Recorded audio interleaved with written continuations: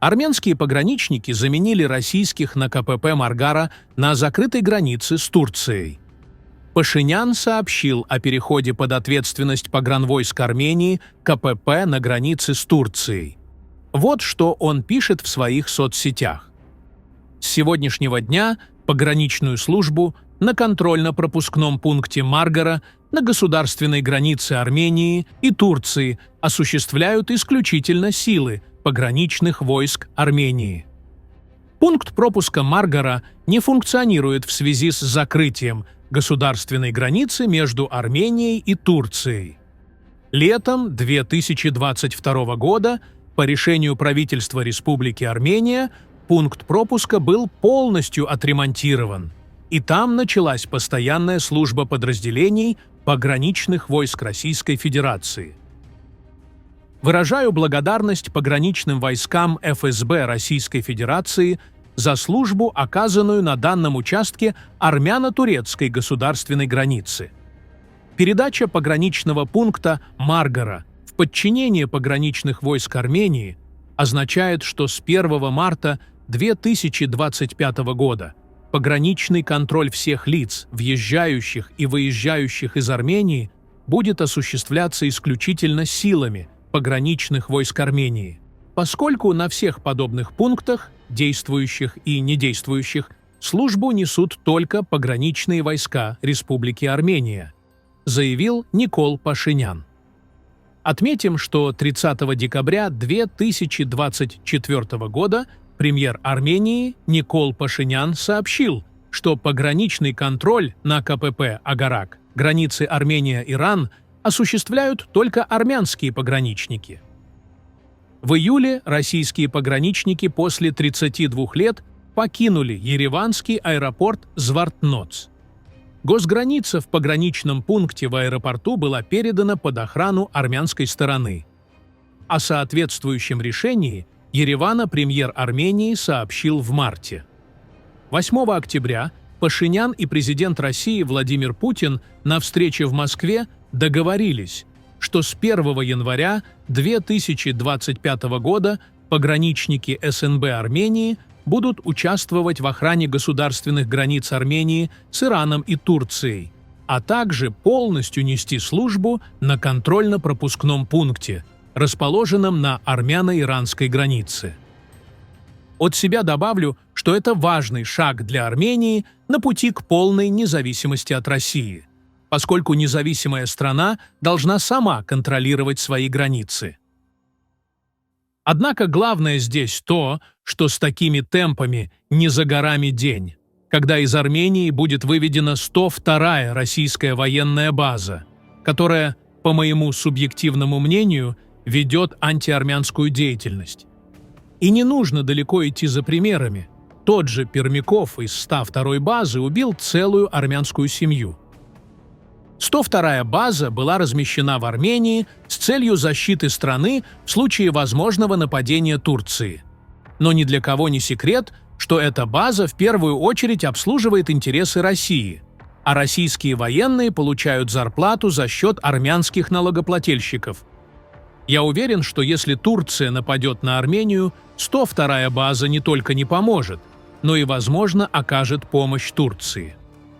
У России есть такая методика.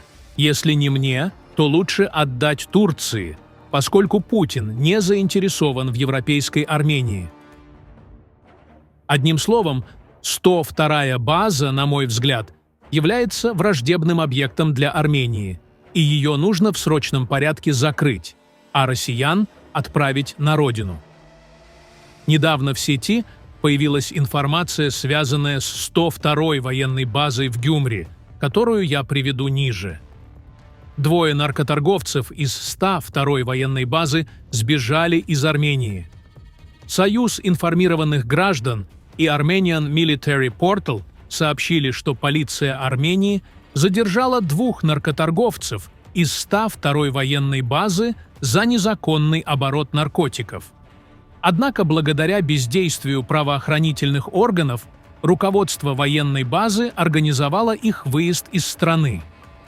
По данным источников, 17 декабря 2024 года в Гюмри были арестованы Максим Волошин и Виталий Андыенко по обвинению в незаконном обороте запрещенных веществ. Тем не менее, они были освобождены из Следственного комитета, а обвинение было предъявлено только спустя 2 месяца, после того, как вопрос был поднят в СМИ 13 февраля. К этому времени руководство Южного военного округа России уже перевело этих военнослужащих в Россию. Один из них был вывезен на военном самолете Минобороны России из аэропорта Эребуни. Таким образом, 2 наркоторговцев, связанные с 102-й российской военной базой, смогли покинуть Армению и избежать следствия, что стало возможным благодаря поддержке руководства Южного военного округа и бездействию армянских правоохранительных органов. Главный аргумент кремлевских сторонников и говорящих голов Кремля – Армения не выживет без России. Этот нарратив навязывался гражданам Армении десятилетиями и, как видим, не безрезультатно. Отобранный Россией промышленный потенциал Армении в годы правления Кочаряна и Сарксяна в обмен на гарантии их политического пребывания у власти Кремль преподносит как инвестиции в экономику Армении. Смешно, правда? Постоянные вбросы через телеканалы оппозиции о том, что наш газ, дизель, бензин, пшеница и так далее мы получаем от России, при этом забывая уточнить, что мы это все покупаем у России за деньги, а не получаем даром. Вся добыча – медные, молибденовые, золотые и другие рудники, перерабатывающие гиганты, газотранспортная система, электросети, железная дорога, электростанции – все либо в собственности российских олигархов, либо российских государственных компаний. Господа кремлеботы, не заставляйте нас считать, сколько миллиардов долларов Россия заработала в Армении за 30 лет независимости нашей страны. Не заставляйте нас пересматривать договоры о концессиях, в которых российская сторона гарантировала миллиардные инвестиции в целые отрасли экономики, а на самом деле превратила эти компании в черные дыры для отмывания денег. Так что в итоге Россия зарабатывает миллиарды в Армении, а взамен пламенные речи о многовековой дружбе и братстве и напоминание о невозможности существования Армении без России. Постскриптум. Уже молчу про 25 лет бесплатного пользования 102-й военной базой в Гюмри и аэродромом Эребуни. Думаю, это на пару миллиардов за этот период тянет. По убеждению депутата парламента Испании Джона Иньярриту, Брюссель должен поддержать смелый шаг Армении на пути к членству в Европейском Союзе и обеспечить, чтобы Ереван не оставался в одиночестве перед вызовами.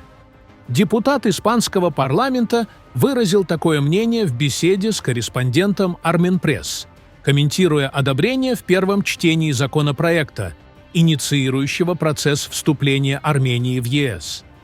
По убеждению Иньярриту, место Армении всегда было в Европе, как с культурной, так и с исторической точки зрения.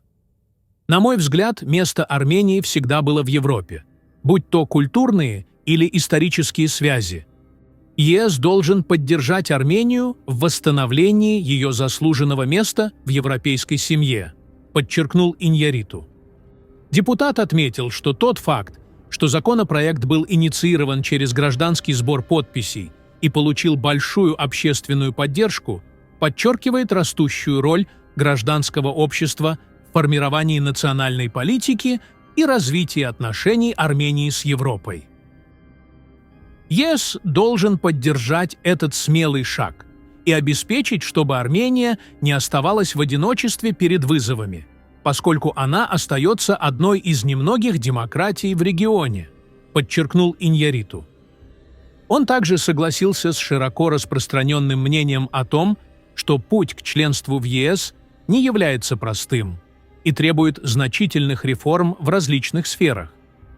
Путь к членству в ЕС непрост, и потребует значительных реформ в таких областях, как управление, верховенство закона и экономическое развитие. Если законопроект будет продвигаться дальше, Армения должна предпринять необходимые шаги для соответствия стандартам и ценностям Европейского Союза, отметил депутат. Говоря о принятии законопроекта, парламентарий также коснулся армяно-российских отношений и возможной реакции Москвы. Важно помнить, что Россия, скорее всего, начнет масштабную кампанию, чтобы заблокировать углубление связей между Арменией и ЕС, как это уже было раньше, когда на Армению оказывали давление для вступления в Евразийский экономический союз, оставляя стране мало выбора, заметил депутат испанского парламента.